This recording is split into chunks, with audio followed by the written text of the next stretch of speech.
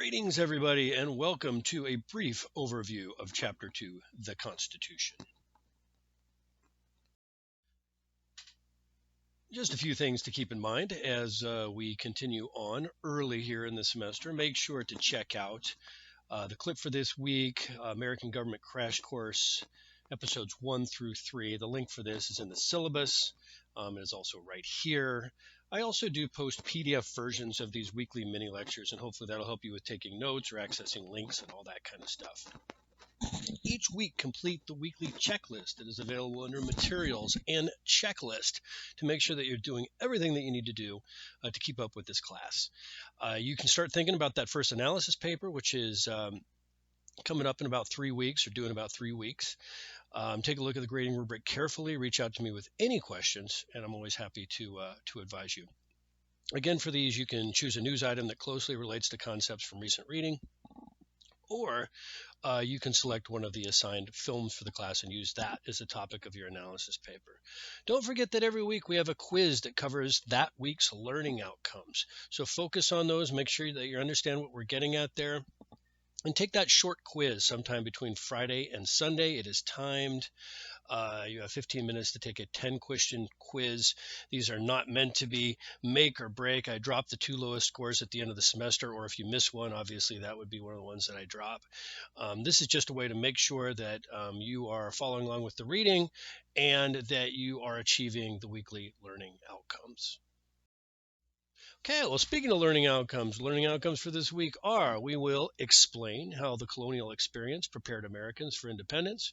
We'll describe the significance of the Declaration of Independence and the Articles of Confederation and the weaknesses of the Articles of Confederation. We'll summarize the most important compromises reached at the Constitutional Convention and the structure of the resulting government.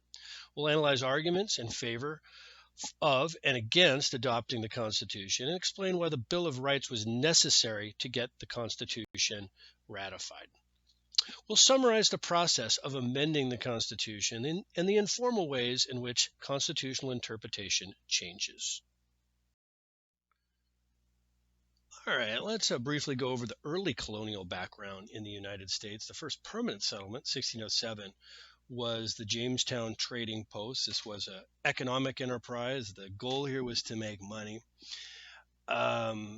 Even so, it was important in terms of establishing some political norms in the United States because the great distance in what became the United States and England meant that settlers needed to govern themselves to some degree. They couldn't, the English king couldn't engage in direct rule. The distances were just too great. So they had the power and authority to make rules and laws and largely govern themselves.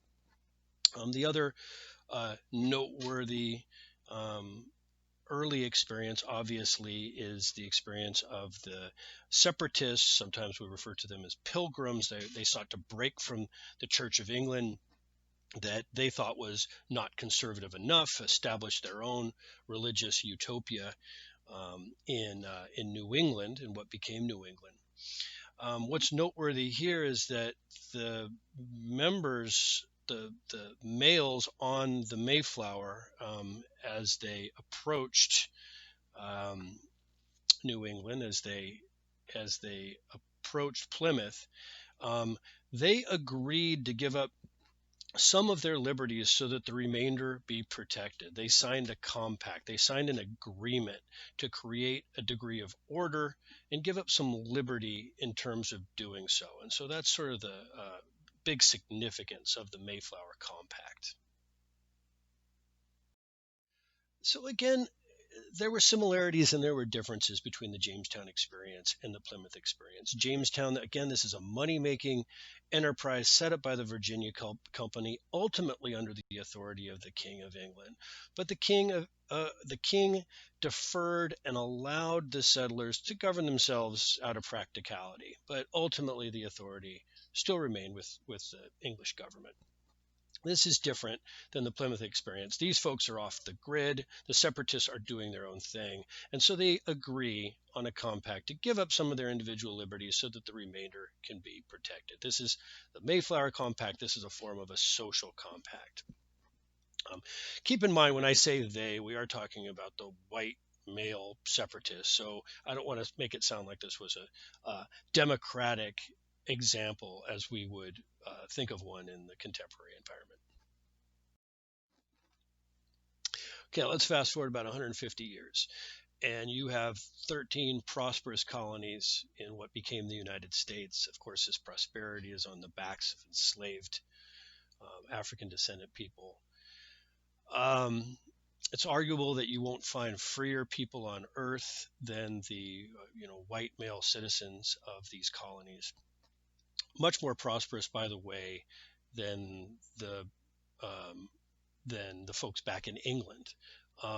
And so British Parliament is starting to say, well, wait a minute, we're spending a lot of money defending these colonies, and yet they're much more prosperous, and they're paying far fewer taxes, by the way. They're not paying a great deal of taxes back to the United Kingdom.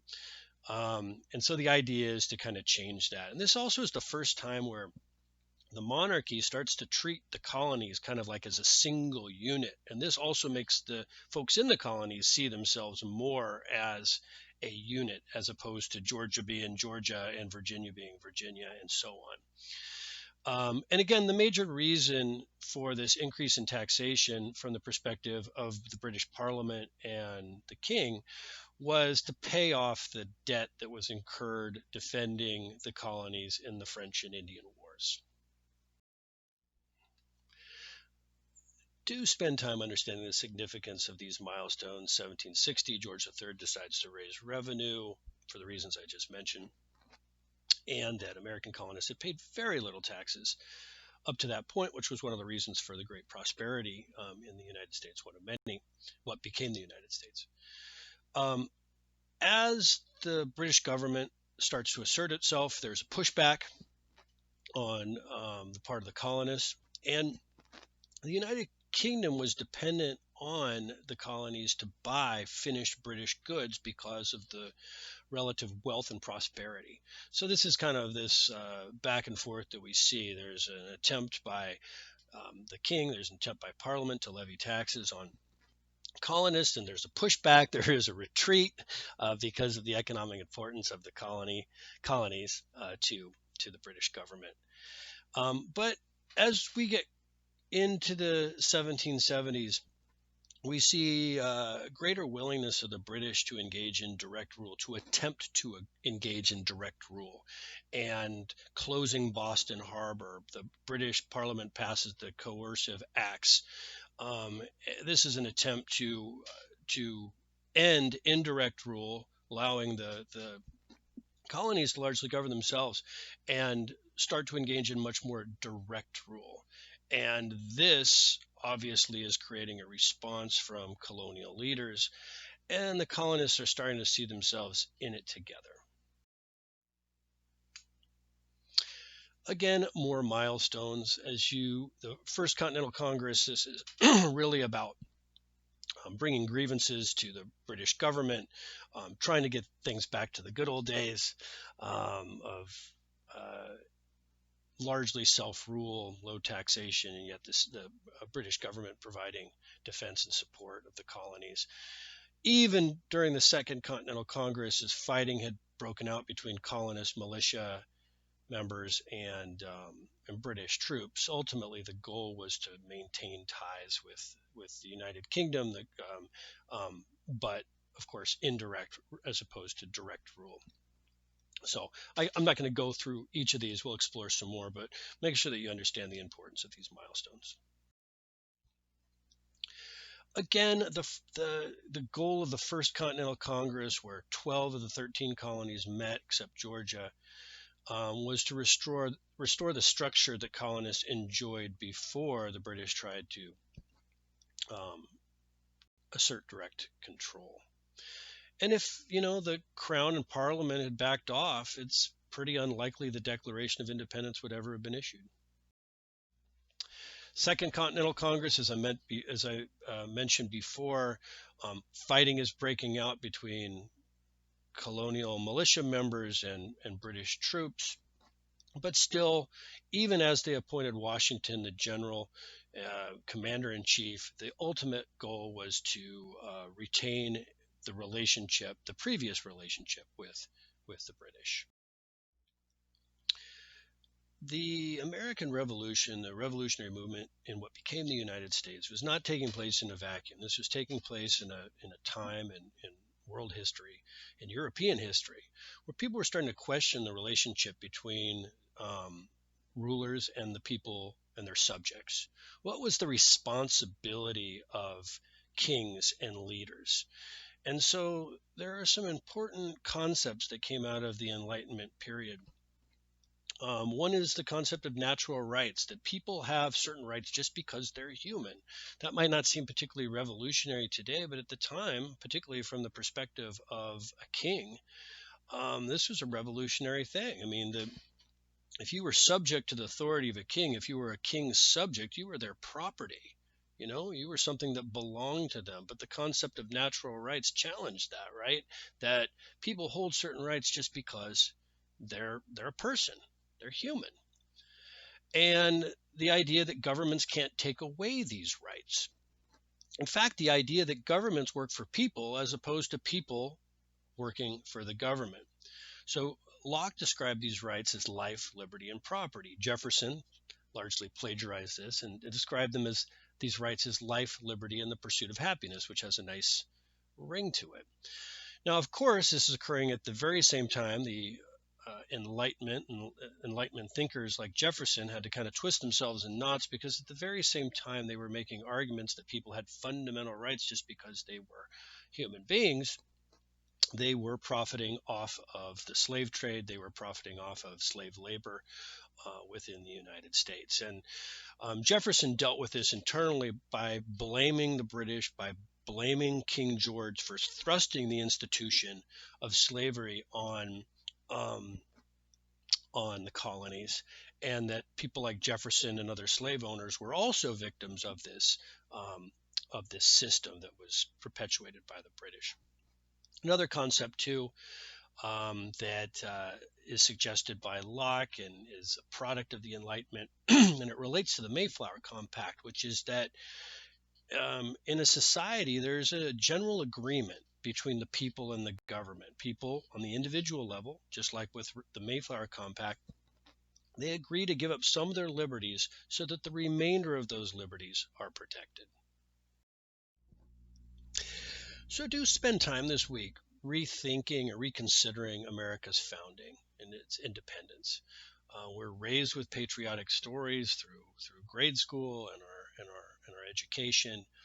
And in many cases, we start to think about creation of the United States as being inevitable, but it was far from that. If the British had dropped their demands or fought the war more vigorously up front, it's really unlikely that there would ever have been an independence movement. It's also important to recognize that the leaders of the American Revolution didn't know how this was going to end. This was an unusually competent, thoughtful group of individuals, and they were the elites across these British colonies. And so the quality of leadership was extremely high. Their ability to stick together was amazing. And the fact that citizens across the colonies saw the most prominent leaders signing up to sever ties with the United Kingdom, signing up to sever ties with the British, that sent a very powerful message to the people who would ultimately, the men largely, who would ultimately fight the war. It's also important to recognize, too, that the so-called founding fathers, they disagreed dramatically amongst themselves about what kind of country they wanted. So we see this in things like the Hamilton play that's become so popular. They do a pretty good job illustrating this, but they had extremely divergent views. Was this going to be a slave owning society or not? Was it going to be a society that is based on commerce and big cities, or was it going to be an agrarian society where people made their livelihoods on farms, and again, largely on the backs of enslaved people? So they had great disagreements as to what kind of country they wanted and they desired. And so initially, people were banding together to fight the British, but they hadn't even really started to think about what they wanted to replace the colonial structure with. Franklin said rather famously, we must all hang together or surely we'll all hang separately. And that's an important thing to mention, that if these leaders of the independence movement, prominent people, the most prominent people within the colonies, had lost, they were the leaders. They had a lot on the line here. And their followers, the more average settlers, recognized that they had a lot on the line as well. A few more things to think about here. There had never been a successful colonial rebellion before the American Revolution. It hadn't happened. There had never been a successful Republican government in such a large country. So we think about North America being sparsely populated during this period of time, but there still were 4 million people spread across these 13 American colonies. Now, the term republic or republican, we need to drill down what this means. This is a country that's without a monarch. They don't have a monarch, where power is ultimately in the hands of the citizens. So the United Kingdom today can never be a republic, even though it's a democracy, because they continue to have a monarch. So it's important to understand what that term means. And it was going to be hard to create a functional republic in such a large and diverse country because, again, things are spread out. Each colony had very different political cultures, some slave owning, some not. Some settled for economic reasons, some settled for religious reasons and cultural reasons. So these were very diverse political cultures that were going up and down the eastern seaboard of what became the United States. It's also important to recognize that the idea that the United States would survive and become an entity among itself like we see today was probably the least likely scenario. Okay? So even if the Americans win the war against the British, which was still not likely, the most likely scenario would be that the United States would at some point dissolve into independent states, and that almost happened during the United States Civil War. And then keep in mind, too, a key reason for fighting the British is because these colonists distrust distant government. So why would you overthrow a distant British government only to create a new distant government in Washington, D.C., or New York, or Pennsylvania, or in Philadelphia? So this is something that we continue to deal with today. So what I'm suggesting in these recent slides is that the outcome of the War of Independence, the creation of the United States, was arguably one of the least likely scenarios here. Our initial government, the Articles of Confederation, I do want you to spend a good deal of time understanding this. This is very weak. It was designed to be weak purposely, for the reasons I just mentioned. Why overthrow a strong, distant government in the British if you're just going to create a new distant government in the United States? And also keep in mind, there's no rail networks, or very little, in the United States at this point. There's no transportation systems. Most people are not going to, if you're from Georgia, you're never going to go to New York. You're never going to go to Vermont. You're never going to go to New England State. And so, people are very much the product of their colony. So there was a great deal of concern about too much distant authority.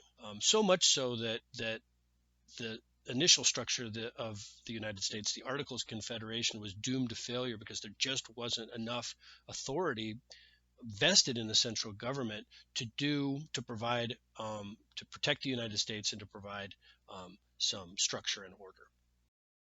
In your reading, spend time understanding how the Articles of Confederation were structured, the powers that it gave Congress, the powers that Congress lacked. And even though the Articles of Confederation ultimately was a failure, it laid out some principles that would go on to become adopted in the U.S. Constitution.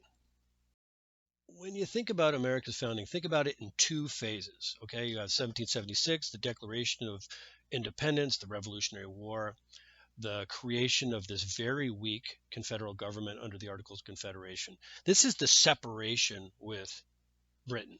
But this isn't about what we're going to become. This is the decision to depart. This is the decision to do something else.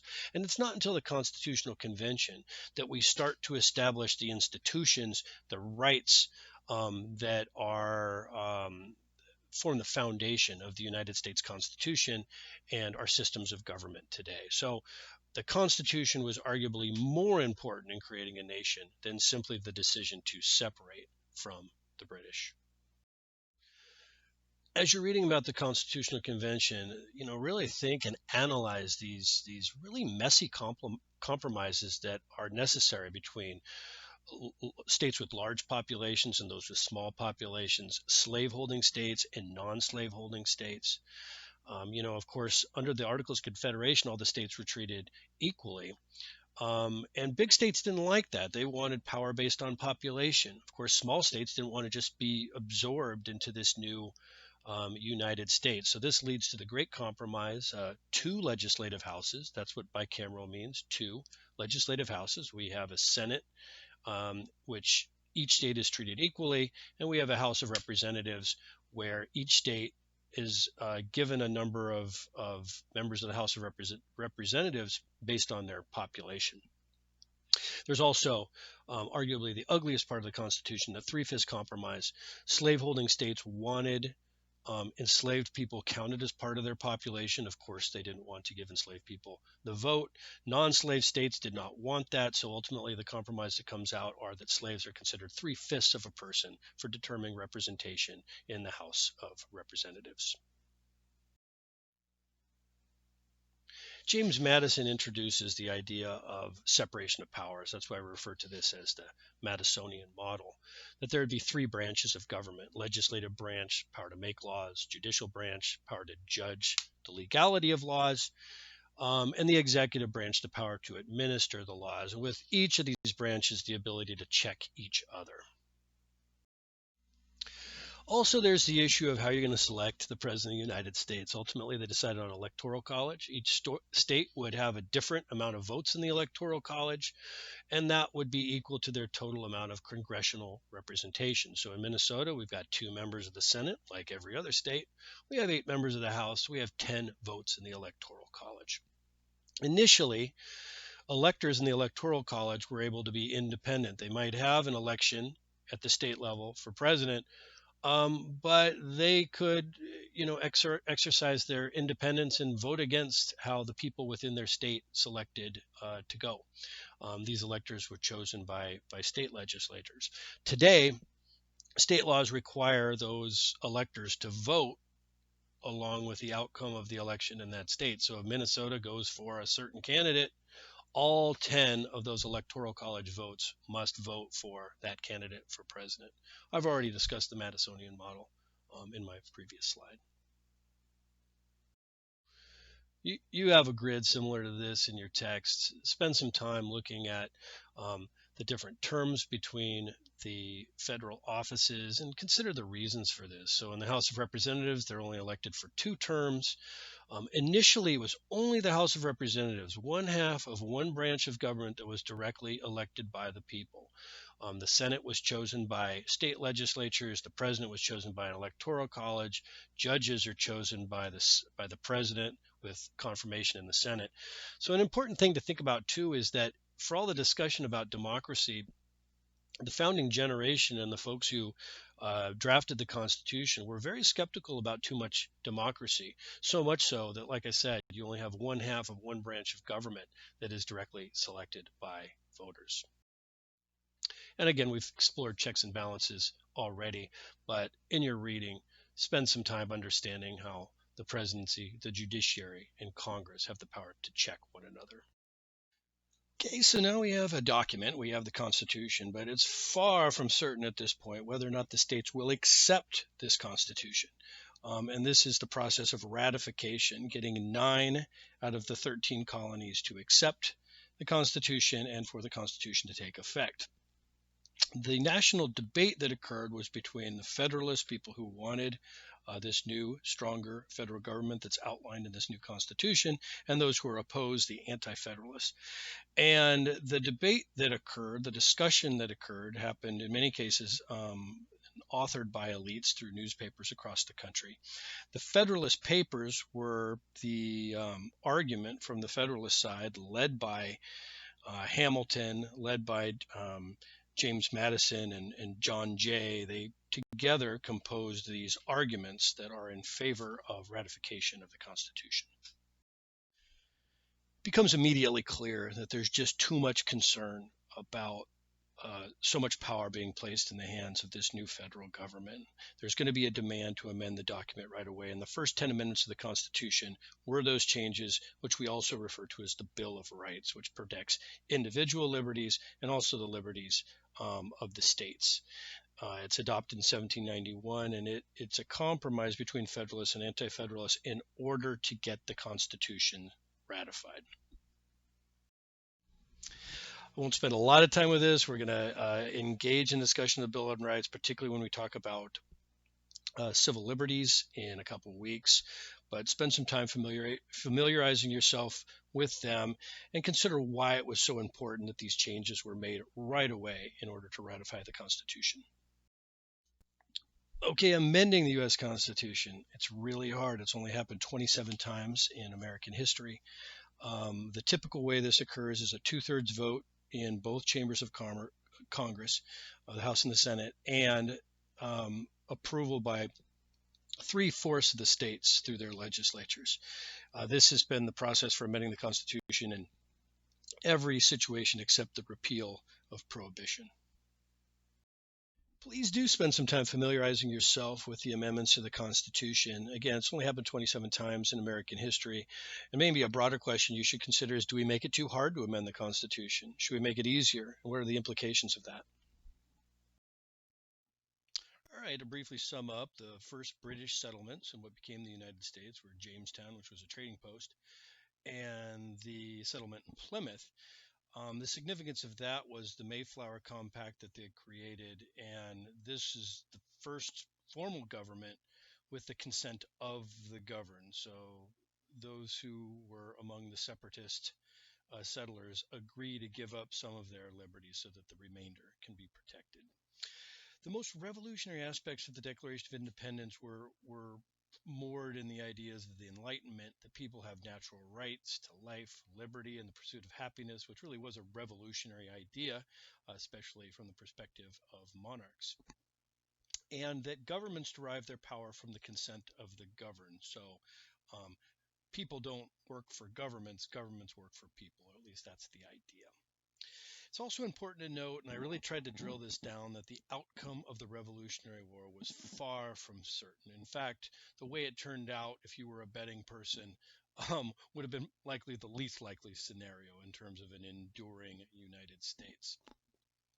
The final version of the Constitution provided for the separation of powers, the Madisonian Model, and with each of the branches of government having the ability to check and balance one another. It's also a federal form of government, so the powers of the states, the regional governments, are in balance with this new federal government, and that power is mapped out in a constitution.